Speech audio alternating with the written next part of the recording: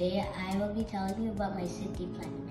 So the infrastructure in my city planning is a hotel named Dreamers Hotel, a parking lot, and a lounge.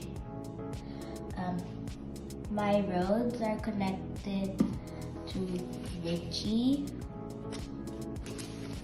Michelle, and William. The process of how I make my city planning is first, I make the road connections, which is this, and this.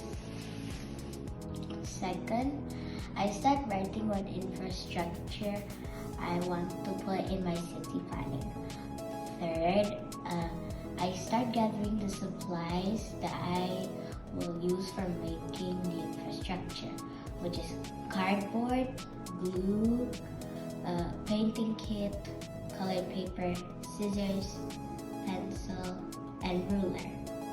Fourth, I start measuring my cardboard with my ruler to make the infrastructure's shape. Fifth, I stick the colored paper to the cardboard so it can have color. Sixth, I glue the cardboard together to make it.